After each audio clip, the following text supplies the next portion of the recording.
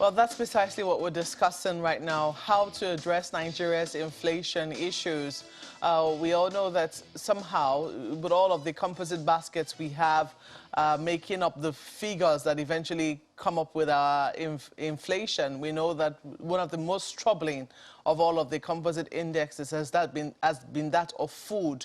And there are questions as to what we can do, because a World Bank report says that about 8 million people were pushed further into poverty owing to inflation shocks from last year. And they're afraid that the projections which we have for this year, we might not be able to meet them.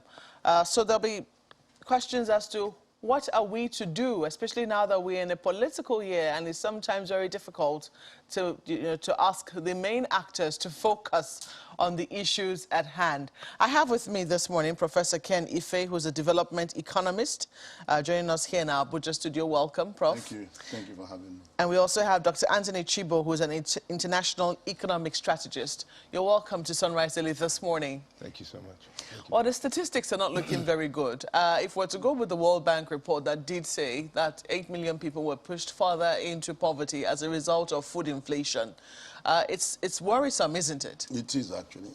It is. And we cannot dispute it, Yeah, we? We can't dispute the figures.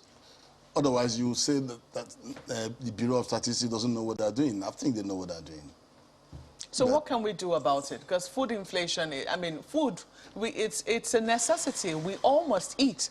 And people, I think it reflects directly in their purchasing power. When inflation continues to erode the value that people have in their hands, and when they go to the market and they can barely buy food to eat, that is certainly a cause for concern. What are we to do?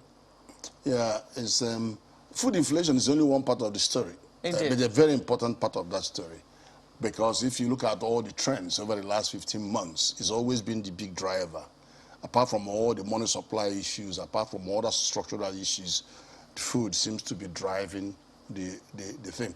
But there's also seasonal variation. So we expected seasonal variation to kick in December because of the festive period. And if you even look at the states where you had all those spikes, it tells the story. But it wasn't that much. It was only an increase of 0.23 for the food inflation over the composite index. And then, of course, if you want to see the impact on all other items, you have to go down to core inflation. And the core inflation was 0.02, which means the rise was fairly steady across all indicators, but it was the food that showed the movement. So if you see 0.23 compared to 0.02, so it is the food that is still driving. And if you wanted to see the theater of the inflation, is in the urban area, because there was a higher rise in urban area than in rural area. But then the distance between the urban and rural tells you the role of transportation costs and power costs. You know, the main difference, and imported food are mainly consumed in the rural area, or imported other things are always consumed more. So that was the picture. Yeah, but double digits is still quite, I mean, it's worrisome for our inflation rate. I do not know if you've had time to think about it and what your thoughts are with regards to our inflation figures, especially when it comes to food. Yeah, I've thought about it. You know, I'd like to put it from the perspective of the masses or the common man. Yes, we're talking about the headline figures of 16, 17, but it's important to note that it's for the man that is going to the market, or the woman that's gone to the market and is buying something at 3 times the amount what he or she used to buy it. I'm happy you corrected that, because usually that would be a woman's domain, isn't exactly, it? Exactly. But you see, if she was buying something for 5,000 naira 12 months ago, and she's buying the same thing now for 12,000 naira or 18,000 naira, her inflation, let me put it that way, is not 16-17%. Her inflation is 30 to 40%. And that's why it's a biting, a very biting issue.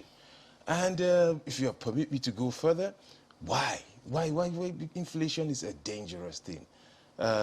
inflation brings about inflation if external forces do not cope up. It keeps on going up and up and up, and that's why you have to come in. And you have to come in innovatively. Food inflation.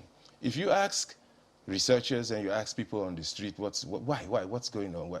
They'll say, oh, you know, once the price of fuel goes up, then everything goes up. The price of fuel goes up by 20%, everything goes up by 200%. I believe that connection, this is me talking, that connection is a fake connection. Let me be brave enough to bring it. It's a fake connection, and we need to do what we need to do. What do we need to do? I mean, remove. People will say that that's an exploitative connection. It is an exploitative connection. Thank you. I just said fake. Yeah. Remove the subsidies. Remove the subsidies. Now people say, it's the common man. Is it really the common man that suffers? The subsidies are on PMS. The percentage of the masses that uses PMS, it's not the poor. It's not the masses. It's the middle class and above that have cars. Then you say, okay, innovation comes in. Well, I'll beg to argue that a bit. Please go ahead. Let's take Abuja for example, which is where we live as we speak. You're right. We know that as we speak, there is no mass transit system. I was coming to that, man. Taxes are what work in Abuja. You're right. I was just about to say, yes, transportation, and you say if you increase it, fuel prices go, and most of our transportation is using PMS. It shouldn't have been. It shouldn't be. But it is. But it is. That's what it is. So I would suggest as a strategist that you remove the subsidies, okay, and you reform the transportation sector. Which one should come first? Remove the subsidies. I know. Remove the subsidies and transform the transportation. I noticed that I didn't say subsidize the transportation sector. Transform it. Get it more, first of all, focus on public transport. Public transport, change it from PMS vehicles to electric vehicles. That is what is happening. We're in the 4th industrial revolution right now. Let's do it. If you must be any fossil fuel, then there's a deregulated fuel already there, which is what? Diesel. Most public transportation vehicles would use that. And then what's happening to our railways? We cannot dodge the facts that because we've not done something economically with strategy, we cannot do what we're supposed to do to move forward. So we need to do that. Some people will say your suggestion is to actually further increase the inflation figures, because we already know that when there is a slight increase in the price of PMS, we see an astronomical and sometimes totally unrelated increase in the price of... An exploitative increase in other things. Exactly. And very rarely do they come back down. Even when... No, they don't. They do not come down because we have not tackled... But that is not what has happened over the last year. That is not what happened last year, Prof. I'm sure you'll agree. Right. Last year was something else. I mean, sadly, I didn't keep the prices of food throughout last year, but I wish I did, because I do know that as a mom and as a wife, managing a home budget, I did know and I did feel that there was, every time we went to the market, there was another increase. Exploitatively. Every time we went to the market, there was another increase. It was not the same price for the past month that we will have for the next month. So what precisely happened last year? Because we know that it was not an increase in the price of PMS. Yeah, you know, when you say the inflation is 17% this month, last month, it means that the general increase in the price was increased by 17, and it continued to increase by 16. It continues to increase by 15. So it's increasing, and it's on a month basis. So by the time you finish the year, it's more than doubled. So that increase continues. So that's why when you go to market tomorrow, you see an increase. It continues to increase. But it could have been worse, though. It could have been worse. I know we are focusing on the food component, but there are many others, other things. You know, normally, money supply is traditionally related to inflation, but we do have money supply challenges. You know, a lot of overdraft to the federal government. We also had, you know, we had a lot of injection because of COVID. a lot of injection, both fiscal and monetary. And so you're going to start to, and then there's a push, a big push for increase of almost 5 trillion lending to the private sector, which is good. But the thing is that if all this money are coming in and they are going into improving productivity and increasing output, then there's nothing to worry about. But the fact is that they don't all go to that. So some of them find their way to the foreign exchange, to the black market to change dollar and then import. And then when you look at the trade deficit, we imported 8 trillion in the third quarter, and we not of food. No, not of food. No, I'm just coming somewhere. Yeah. Then our export was 5 trillion, so we had a trade deficit of 3 trillion. And when you break it down, you see China was dumping 2.44 trillion in Nigeria. And a lot of them are food-related. A lot of them are active pharmaceutical ingredients, active ingredients in the 80% of our companies, the manufacturing companies, are dependent on imported raw materials. So, and you have inflation pass-through. So when you see a trade deficit of 3 trillion, just be, there's no price regulation here. That is just going to go straight to the consumer and increase price. Is what I'm getting at. So there are so many hostages, but if you focus on food in particular, you would see that the impact of food on inflation can be that there's shortage of food. So when there's shortage of food, prices rise. I was just about to say that prices will rise. All that you seem to be saying was a little away from the economics of food itself. The import-export deficit, that one is there. The money supply issues, that one is also there. Whether that also had an impact on food that we were also importing into the country, there are questions on that. But usually when we experience a price hike, people talk about the simple laws of demand and supply. And I was just about to say that I hadn't heard that so far. Was it that we had less food in the market? Was that what was causing inflation? Is it that, perhaps it could be the issue of too much money chasing very few goods? We do not know that. That's a part of it. That could also be a part of it. But there are questions as to what is our food supply like? Are we able to measure whether we have enough food for citizens to buy in the very first instance? We're producing food under adverse extreme conditions because we have this massive security challenge across the whole 6 geopolitical zones. And it impacts on food the most. The sector that is impacted on the most is food. But let me tell you, we're not feeding 200 million Nigerians from our agricultural production system. We're actually feeding 300. Those surrounding us, those francophones in Chad, in Niger, Mali, just go to the border, to the frontiers of the north and see how many trailers are moving away with our food. So we have to contend with that. And then we also have a shrinking agroecological footprint. And then we have to counter it with the likes of Anchor Borrowers program and putting more money on mechanization and then better yield. And we'll have all that going. And you saw the rice pyramid. Indeed. But you're going to say, why is that rice pyramid still there? We should have had them out into the... No, they've already started dismantling. Yeah, that's right. It's not dismantling. It's sending them to processors to mill. Dismantling the pyramids, I meant. Dismantling the pyramids, I meant. No, but we needed to send the message that there is a sea change in our agricultural production system. But now that we've demonstrated that the paddies will go out to be milled, and obviously you're going to see the impact on price of rice. That's the big hope. That's the big hope we have. we're not sure yet. It's a matter of evidence because you've seen the pyramids. Yes. And they are going to be shown in many other states. But the lag between when they were received and when they are going to be shown and then going back to the mill will also explain why we haven't had that. But don't forget again, we tend to forget that there's hoarding that goes on. And then it became a big problem when we closed our borders. People were hoarding paddies and hoarding things. We had that challenge. And also when when traders have an opportunity, like in the Yuletide period, they have to do what they can. And even tomato, you say, well, why are you increasing? Where is the dollar involved in? Tell you, everybody, it is their own payback time. So they want to. They have to maximize profit. Absolutely. Oh, well, let's flip this to Lagos. I know that my colleagues also have questions. Sorry, guys, I don't mean to say I'm the only one that goes to the market here. You must have felt the pinch as well. Well, certainly, Marco, you're not the only one, especially when you have to be the one to dish out the cash.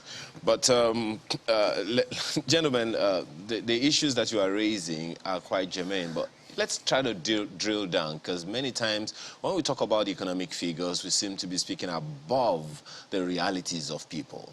Let's drill down to the brass tacks. Local governments, rural areas, and all of those people, they have their own economic realities way far from the figures, what the figures are saying. If we are to consider their realities, how serious a challenge do we have on our hands, especially given the fact that on the one hand we're talking about these things, on the other hand their realities are there, and we seem to be unable to really, I don't know, how do we bring them into the fray? Let me take this to Dr. Chibo, yes. Okay. Thank you. You know, the realities, okay, let's put it this way. You know that I think I've said before, economies, states, local governments ought to be innovatively running their own businesses. What I mean by that is that each local government, or should I say state government, ought to be thinking about the process of how it increases its revenue. So whatever strategies it does, whatever it's thinking, it has two responsibilities, more, but two, which is how am I going to use the resources I have within my locality to actually bring in revenue that creates jobs for my people and stabilizes prices. So that's something. You know, there's something that I'd like to bring up here. We need to do something. No matter what situation, the inflation process, the inflation dilemma we're in now, something has to be done. And most of what has to be done are hard choices. It's going to be difficult to make the right choices to bring us out of inflation, whether from the state government or the local government or the federal government. And these choices are not politically popular choices, but they have to be done. Maybe I should use the word structure. The structure has to be reformed so that good things happen. If you're afraid of reforming the structure because of the immediate impact on the people, then you will never get there. It's like a sick person goes to the doctor right now. And you are saying that if I actually give this guy an injection, it's going to pain him. And it will pain him for the next 5 minutes. And because it's going to pain him for the next 5 minutes, I'm not going to do it. And that's what I'm talking about here. So going back, in the local governments, or should I say the state governments, let's get it right. Let's get the structure right. We cannot escape the fact that we are citizens of the world. The world is living in a fourth industrial revolution. If we are talking about our inflation figures and everything, we are being left behind. Each day we do not implement the right strategy to get us out of inflation, we are going backwards. We are going backwards. So let's challenge the situation. Anything that is causing us to be vulnerable, for our economy to be vulnerable and spikes in inflation because of forex or foreign currency manipulations, let's remove it. One of the number one things there would be, let's remove the heavy burden for forex that comes about through fuel subsidies. It's not a popular decision. It's a hard decision to make. Yes, but it must be made. Now, at the same time you're removing that subsidies, make sure that you are going to do something that alleviates who is going to feel it the most. And my suggestion is, since there is a correlation, a purported correlation between the food prices, which is the one the masses are feeling the most, and fuel subsidies, attack what is said to be the relation, which is the transport sector. Remove the fuel subsidies and alleviate the pain of the people by putting a direct strategy that makes sure that it shouldn't translate to hikes in prices in everything. When you do that, you find out that those hikes are actually fake. They're exploitative. Okay, if I could just jump in. That's my take on this. They're very exploitative, and we should take it head on. Let me bring in Professor Ife on this next one, because, yeah, if speaking about transport, I mean, I was reading a piece the other day where the Minister of Works did say that Nigeria's infrastructure spend in the last 6 years has yielded 13,000 kilometers of road nationwide. And you then wonder, you think, so this ought to have an impact somewhere. But even if you remove all the subsidies, you do put all those measures in place, do you think we can actually get the kind of impact we require if we don't address the security challenges? If farmers cannot go to the farms, if we can't transport some of these things enough, can we ever get the proper results from all these policies? Well, we are beginning from a very low base. If the stock of infrastructure in Nigeria is only 35% of our GDP, and the likes of South Africa is 80% of their GDP, and many countries are over 100% of their GDP. So we're actually starting at a very low base. The 15,000 kilometers is just a dent. Now, the second one, of course, is the issue of transportation. Transport costs as far as it affects inflation. Transport is not the only cause. You have power issue, we have forest-related issues, we have so many other issues, but it is an essential part, especially when you look at the distance between rural inflation sub-index and urban sub-index. You know that transportation is a very, very key, that 1 point something percent. But having said that, if you take away subsidy, I mean, I'm an ardent believer that you can't subsidize. You cannot afford to subsidize consumption. If you want to bring in subsidy, you subsidize production so that you keep the jobs in the country. I believe that. But if you don't tackle transport, other transport-related issue, and simply launch an attack on removal of the subsidy, immediately inflation will go up to 25% or more. Immediately, instantly. So, but you know, there are a lot of other things to be brought into play when we decide to, when we're going to go down that route. And I believe that that is the way to go. But in terms of your general question on whether we can ever do more by, you know, we can. The transport is critically important. Well, Prof, that was connected to security, actually, if you can link it with security. Yeah, the security thing is actually number one. Why? Is because in a state of insecurity, investment vaporizes away. And investment is the key. If you want growth in the economy, if you want employment in the economy, you've got to have investment. If the investment, first investment is what is your saving, which you can invest, and you don't have it. So you go borrowing. And who goes borrowing goes sorrowing.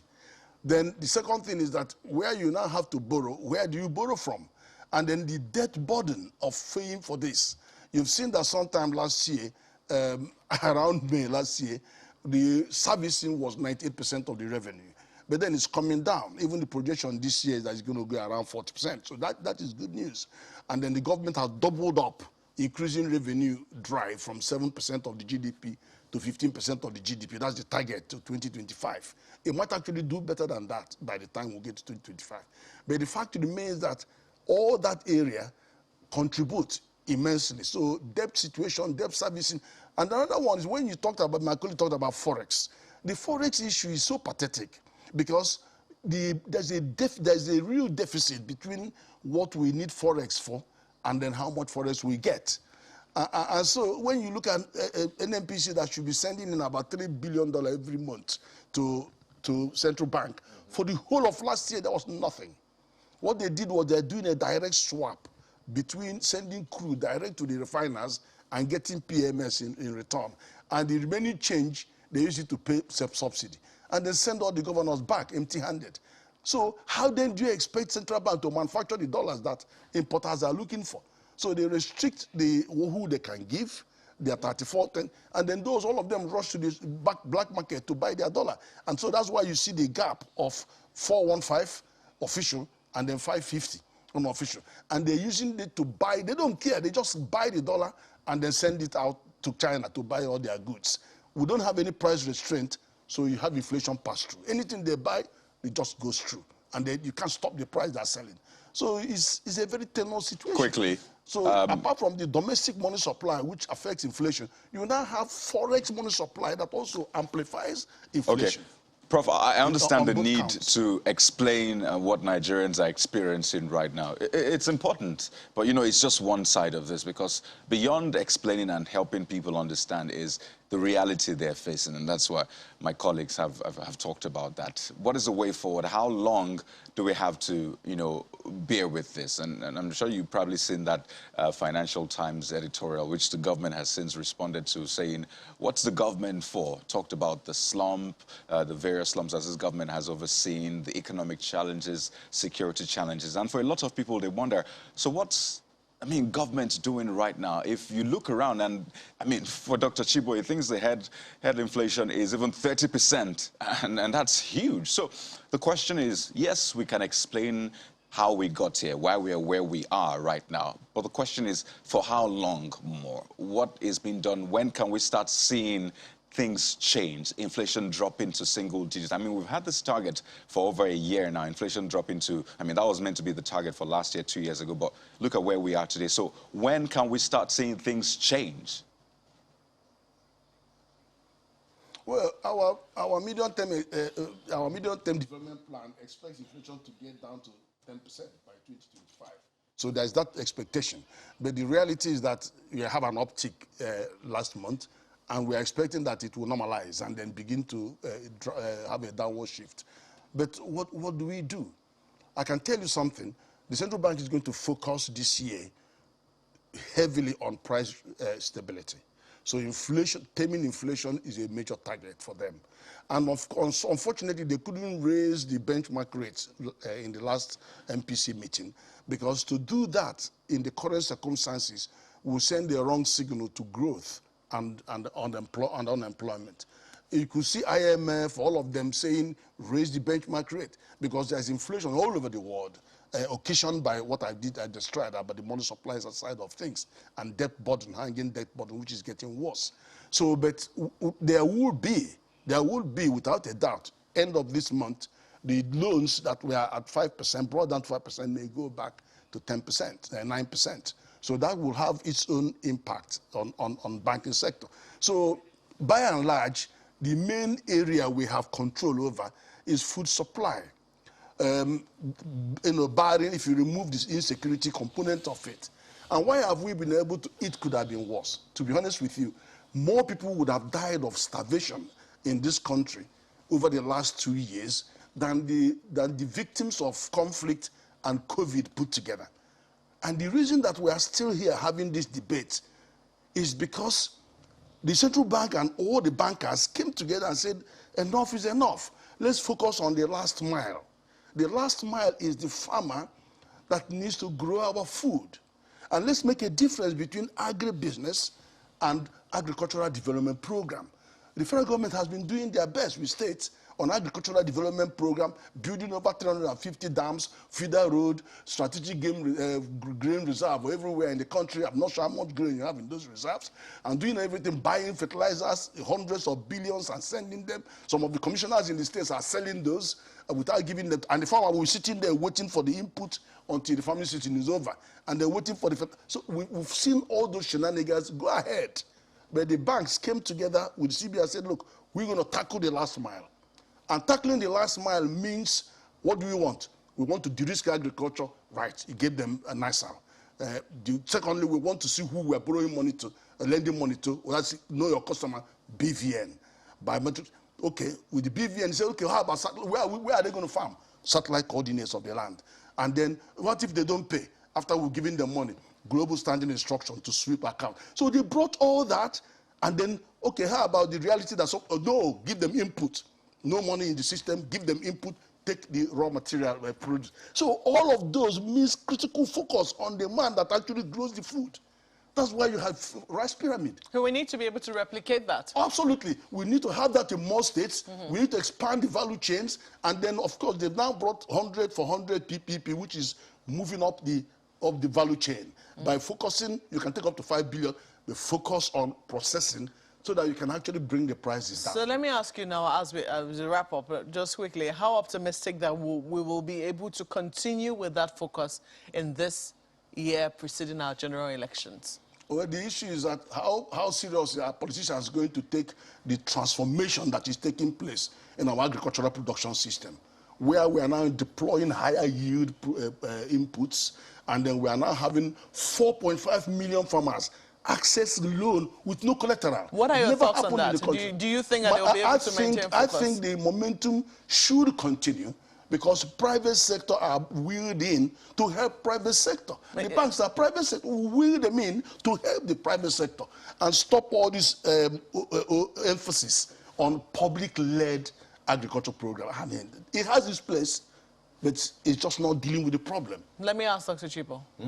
Yeah, you know, with the short time we have now, we need to do so. I need to bring in something because I've talked about the fuel subsidies, and I would always like us to challenge ourselves and think out of the box because of the world we live in now. And you see, we're very, very, very vulnerable. Our manufacturing, our whole economy and inflation is very vulnerable to what happens in the forex market. And I am saying, let's do something. Let's think out of this box, and let's even find out what is let's redefine what is manufacturing in our country, because what we are, the manufacturing sector has a lot of pull and pressure on forex here, on the foreign currency. So why? What is the definition? You see, Einstein said that, you know, the true definition of intelligence is not knowledge, it's imagination. I would also go forward and say it's imagination and innovation. If we don't begin innovating, next year we'll be discussing the same old thing. Let's go out strategically. Let's do things. Are we manufacturing? Why should our manufacturing sector be such a burden on a foreign currency for us? So what is actually manufacturing? Is manufacturing actually pulling together, using your own local currency, converting it to another person's international currency, buying so-called raw materials together and putting them together for your people to consume? If that's manufacturing, I disagree.